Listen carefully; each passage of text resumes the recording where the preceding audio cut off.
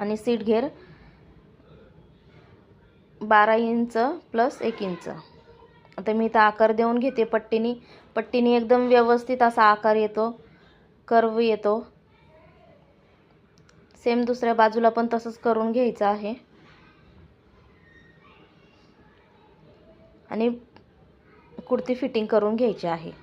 तर इथं मी कुर्ती फिटिंग करून घेतलेली आहे.